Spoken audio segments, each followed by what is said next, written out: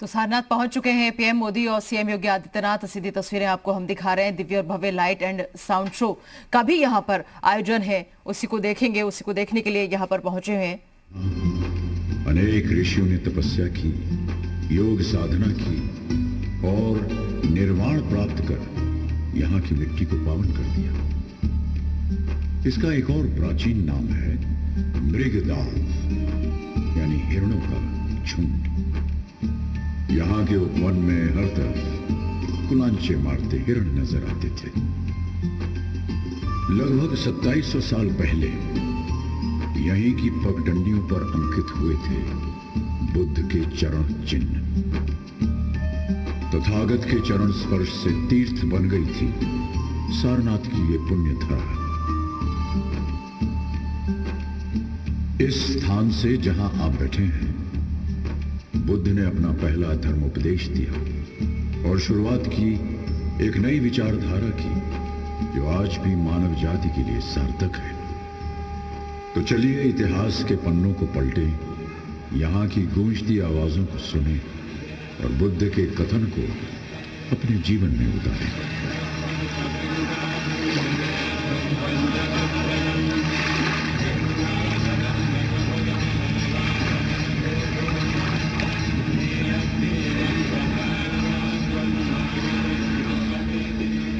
कुछ ही दूर एक शहर है, दुनिया के सबसे प्राचीन शहरों में से एक शहर, जो इतिहास में कई नामों से जाना गया।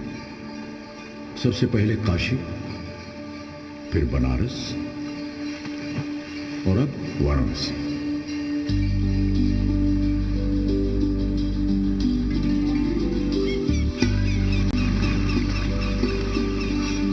मंदिरों की नगरी है ये, बाबा विश्वनाथ की नगरी। हर शाम शहर के अनगिनत घाटों पर भगवान को अर्पित संध्या आरती के असंख्य दिए जगमगा उठते हैं। आरती की ध्वनि जो मन को शांति प्रदान करती है। शहर एक अनोखा रूप धारण कर लेता है।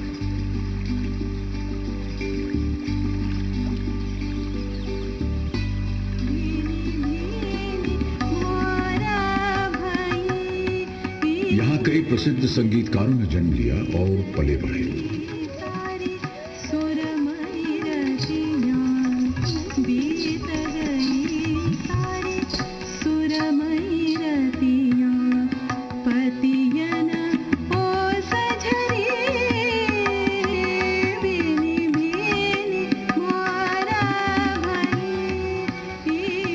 युगों से विश्व का आध्यात्मिक केंद्र रहा है ये शहर। 1916 में स्थापित बनारस हिंदू विश्वविद्यालय एशिया के सबसे बड़े विश्वविद्यालय के रूप में प्रसिद्ध है। वर्षों से जलती चिता की आग, मणिकर्णिका घाट। मान्यता है यहाँ पार्थिव शरीर का दाह संस्कार करने से मोक्ष की प्राप्ति होती है। मसाने में होई दिगंबर तेरे, मसाने में होई। महादेव तो रोज यहाँ होली खेलते हैं, रोज होली का दहन होता है।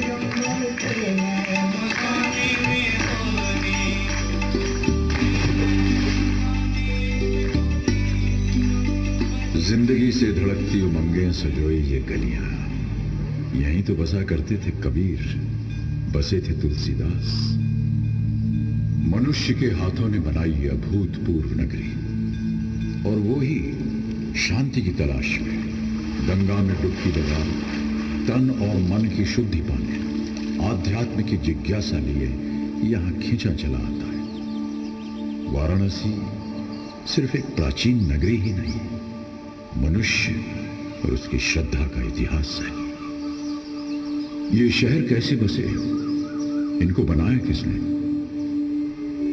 इन प्राचीन शहरों में बने राजमहल, ये किले इस बात का प्रतीक है कि यहाँ राजाओं का साम्राज्य रहा होगा। उन्होंने इन शहरों का, राज्यों का निर्माण किया होगा। कुछ शासक जो इतिहास के गलियारे में खो गए, और कुछ जिन्होंने इतिहास में अपनी जगह बनाई। कुछ ऐसे जिन्होंने क्षत्रिय वंश में जन्म तो लिया लेकिन योद्धा नहीं बने, राज्य की सीमाएं नहीं बढ़ाई। आज आपको सुनाते हैं एक ऐसे राजकुमार की कहानी जो जन्मा तो राजघराने में, लेकिन सुख सुविधा और राजसी जीवन को त्याग आम मनुष्य के जीवन को सुधारने एक आध्यात्मिक पथ पर निकल पड़ा। कई वर्षों पहले एक शासक राजा शुद्धोदन और उनकी रानी माया देवी के परिवार में पुत्र ने जन्म लिया।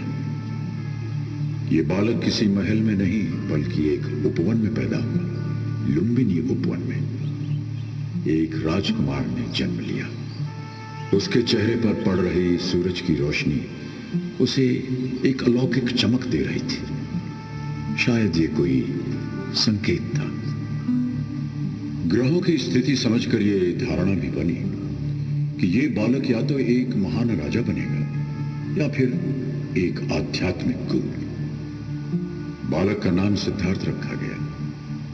राजा शुद्धोदन चाहते थे कि राजकुमार समय आने पर वंश को आगे बढ़ाए और एक महान राजा बने। वो सिद्धार्थ की तकदीर बनाने में लग गए या उनका ऐसा भ्रम था। समय बीता और सिद्धार्थ 29 साल के हो गए। क्षत्रिय वंश के एक लंबे चौड़े खूबसूरत राजकुमार। वो राजकुमार जिन्होंने अपने जीवन के 29 वर्ष महल की चारदीवारी में हर संभव सुख साधन के साथ व्यतीत किए, बाहर की दुनिया से पूरी तरह अनजान। एक दिन महल के प्राचीर पर खड़े सिद्धार्थ ने नीचे देखा। उन्होंने वो देखा जो आज तक नहीं देखा था, जो शायद उनकी कल्पना से भी परे था। उनके मन में सवाल उठे, वहां क्या है? किस तरह के लोग वहां रहते हैं? किस तरह की चीजें हैं?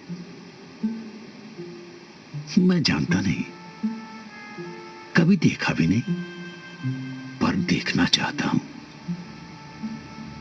एक दिन चुपचाप महल से निकलकर अपने एक साथी के साथ सिद्धार्थ उस नई दुनिया में आए। यहां तो हवा बिल्कुल वैसी है जैसी हवा में हम रोज सांस लेते हैं। पेड़ और फूल भी वैसे ही जैसे महल के बागीचों में है। इस बहते हुए पानी की कलकल, इसका रंग भी बिल्कुल वही। राजकुमार को एक बीमार आदमी दिखाई दिया। सिद्धार्थ विचलित हो गए और अपने मित्र से पूछा, ये आदमी ऐसा क्यों दिख रहा है? राजकुमार, यह आदमी स्वस्थ नहीं है, बीमार है। कुछ आगे बढ़े, उन्होंने एक बूढ़ा आदमी देखा। इस आदमी की ऐसी अवस्था क्यों? इसकी उम्र हो चली है राजकुमार, काफी उम्र हो गई है। आगे जाकर एक व्यक्ति का मृत शरीर देखा। ये व्यक्ति ऐसे क्यों पड़ा है? साथ बैठे लोग ये क्या कर रहे हैं? इस व्यक्ति का जीवन शेष हो गया राजकुमार। साथ बैठे लोग इसके परिवार के सदस्य हैं, शोकाकुल हैं, वेदना में हैं। जिन लोगों को मैं जानता हूं, जो मेरे परिवार के सदस्य हैं, महाराज, मेरे पिता, परिवार के अन्य लोग, वो मेरे दोस्त जिनके साथ मैं बड़ा हुआ हूं, क्या सभी के साथ यही होगा? सबके साथ? राजकुमार, बुढ़ापा तो सब पर आएगा। हम सभी कभी न कभी बीमार भी होंगे और हम सभी को मृत्यु भी प्राप्त होगी। महल के अंदर की दुनिया उन सच्चाइयों से परे थी जिनसे सिद्धार्थ का आज सामना हुआ था। उनकी दुनिया आज टूटकर बिखर गई। वो शोक में डूब गए। वो उन सभी दृश्यों के जवाब चाहते थे जो उन्होंने महल के बाहर देखे थे। उन्हें इस बात का आभास हुआ कि अभी तो बहुत कुछ देखना है, समझना है, जानना है। उनके मन की आवाज उन्हें बार बार कचोट रही थी कि वो उन सच्चाइयों के महज गूंगे दर्शक बनकर नहीं रह सकते। उन्हें उस सच्चाई को खोजना था जिनमें जीवन के जवाब छिपे थे। उस दिन के बाद सिद्धार्थ चुपचाप कई बार महल की सीमा के बाहर निकले, सच्चाई की तलाश में। उन्हें जवाब चाहिए थे। अपनी ऐसी ही एक यात्रा के दौरान सिद्धार्थ ने एक साधक को देखा जो गहरे ध्यान में लीन थे। उसकी आंखें धीरे से खुली और सिद्धार्थ की आंखों से मिली। उनके विचार जुड़े। सिद्धार्थ को उसी क्षण एहसास हुआ कि जो उत्तर वो बाहर खोज रहे थे वो तो उनके भीतर ही थे, उनके स्वयं के अंदर। उनका निश्चय आकार लेने लगा। अगर आसपास के लोगों को उनके दुख दर्द समझाने में मदद करनी है तो उन्हें स्वयं इस पहलू को समझना पड़ेगा, अन्यथा उनका अपना जीवन अधूरा रहेगा। उन्हें इस बात का एहसास हुआ कि सांसारिक गतिविधियों में लिप्त रहकर सच्चाई की खोज की यात्रा शुरू न हो सकेगी। उन्हें अपने वर्तमान जीवन की सुख सुविधाओं को, रिश्तों को, महल की चार दीवारी को त्यागना होगा।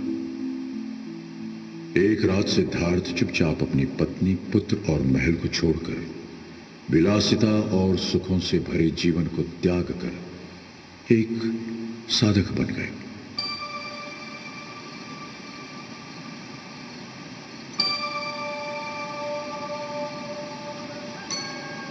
नए रास्तों और दिशाओं में चलते हुए सिद्धार्थ कई भिक्षुओं और ध्यान सिखाने वाले गुरुओं से मिले।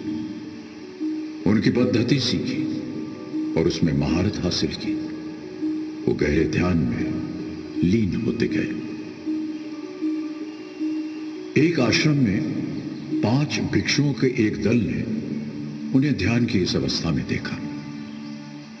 उन्हें लगा कि ये व्यक्ति बुद्ध बनेंगे और यदि इस प्रक्रिया में वो उनके साथ रहे, उनसे जुड़े रहे, तो उन्हें भी विवेक और ज्ञान की प्राप्ति होगी। ये कौन है? चेहरे पर इतनी शांति, अपने चारों तरफ की ध्वनि से अनजान, अपनी तपस्या में लीन। इनका अनुसरण करना चाहिए। इनके साथ रहें तो हमें भी ज्ञान की प्राप्ति होगी। वो सिद्धार्थ के पहले अनुयायी बने। कौटिन्य, महानमन, वप, भद्दिदय और अश्वजीत, इन्होंने सिद्धार्थ का अनुसरण किया, उनकी सेवा की और ज्ञान प्राप्त किया। सिद्धार्थ की साधना चलती रही, लेकिन लगभग 6 वर्ष के बाद भी उन्हें अपने प्रश्नों का जवाब नहीं मिला। उनको एहसास हुआ कि मंजिल बहुत दूर है और समय एकमात्र जीवन काल है। वो चाहते थे कि उनके आसपास के लोग जन्म, मृत्यु और उसके बीच के काल को समझें, जीवन के सार को समझें। उनके लिए जीवन का सार एक दिए के समान था। अगर हम एक दिया जलाते हैं तो कुछ समय पश्चात वो बुझ जाता है, पर अगर हम एक दिए से अनेकों दिए जलाएं तो चारों ओर इतना प्रकाश फैल जाएगा कि प्रकाश सीमित नहीं रहेगा। वो औरों का जीवन भी रोशनी से भर देगा। सिद्धार्थ मानते थे कि बाहर के युद्ध को जीतने से बेहतर है भीतर के युद्ध को पहले जीता जाए। एक बार यदि मन की शांति प्राप्त हो जाए तो उसे कोई चुरा नहीं सकता। वैसे ही हमारे भीतर का आनंद, जो परछाई बनकर हमारे साथ रहता है, हमें कभी नहीं छोड़ता। एक दिन सिद्धार्थ अपने आखिरी आश्रम से निकल पड़े अपने आप ही इस भीतर के युद्ध को जीतने के लिए, और उनके पीछे पीछे चल पड़े पांचों भिक्षु कि वो बिहार के उरुवेला नामक गांव जा पहुंचे। बिना कुछ खाए पिए निराहार रहते हुए उन्होंने तपस्या आरंभ कर दी। सिद्धार्थ अपने शरीर को कठोर यातना दे रहे थे, स्वयं को परीक्षा की चरम सीमा तक ले जाना चाहते थे। एक दिन ध्यान करते हुए सिद्धार्थ अचेत हो गए। जब होश आया, उन्होंने विचार किया कि सत्य की खोज का यह मार्ग सही नहीं था। हमारा शरीर एक वीणा की तरह है। यदि वीणा के तार ढीले छोड़ दिए जाएं, तो कोई स्वर नहीं निकलेगा, और यदि वीणा के तारों को कसते कसते ऐंठ दिया जाए तो टूट जाएंगे तार। ये सब विचार करते करते वे पास के ही गांव में एक गृहस्थ के द्वार पर पहुंचे। वहां पहुंचकर क्षीण कंठ से उन्होंने पुकार लगाई, भिक्षाम देहि। सिद्धार्थ का ये रूप देखकर पांचों अनुयायियों को लगा उनके साथ धोखा हुआ है। ये तो अपनी तपस्या छोड़ भिक्षा मांग रहे हैं, अपना ध्यान तोड़ दिया। ये कैसे सन्यासी हैं? जो अपने मार्ग से भटक जाए वो हमें क्या ज्ञान देंगे? हमें अपना मार्ग ढूंढना होगा, अपना पथ, वरना हम भी भटक जाएंगे। यही सोचकर उन्होंने सिद्धार्थ का साथ छोड़ दिया। और उधर सिद्धार्थ ने निरंजना नदी के किनारे एक पीपल के पेड़ के नीचे अपनी तपस्या और साधना का क्रम दृढ़ संकल्प से शुरू किया। चाहे काया कंकाल हो जाए, शरीर का खून सूख जाए, जब तक ज्ञान की प्राप्ति नहीं होगी, मैं इस स्थान से नहीं उठूंगा। अंततः लगभग 40 दिन बाद पूर्णिमा के दिन सिद्धार्थ के रूपांतरण का क्षण आ ही गया। उन्हें आत्मज्ञान प्राप्त हुआ। वे बुद्ध कहलाए। वो पीपल का वृक्ष आज बोधि वृक्ष के नाम से और स्थान बोध गया के नाम से जाना जाता है। बुद्ध सोचने लगे कि वो इस अलौकिक ज्ञान का प्रसार कैसे करें। कौन उनके इस ज्ञान को समझने के लिए पूर्ण तैयार है।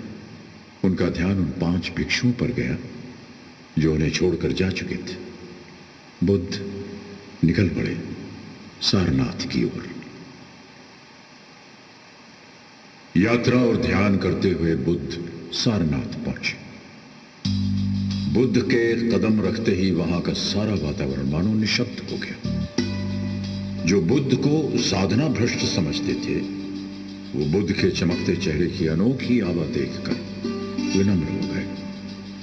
कौटिन्य, महानमन, वक्फ, भक्तिदय और अश्वजीत। बुद्ध अपने इन 5 पुराने शिष्यों को उस स्थान पर मिले जो आज चौखंडी स्तूप कहलाता है। उन 5 भिक्षुओं को एहसास हुआ कि बुद्ध के कृतियों को गलत समझना उनकी एक भारी भूल थी। उन्होंने बुद्ध के चरण पखारे और उनका आदर सत्कार किया। बुद्ध मुस्कुराए और अपने शिष्यों की जिज्ञासा भांपकर अपना पहला धर्मोपदेश देने के लिए इस परिसर के उस स्थान पर बैठे जिसे आज हम धम्मेक स्तूप के नाम से जानते हैं। अपने आध्यात्मिक यात्रा के दौरान मैंने जीवन के 4 सत्यों का अनुभव किया। मैंने इस मूल सत्य को जाना कि जीवन मरण का चक्र दुखों से घिरा है। दूसरा सत्य ये कि इन दुखों का कारण हमारी तृष्णाएं या इच्छाएं हैं। तीसरे सत्य ने एहसास करवाया कि नहीं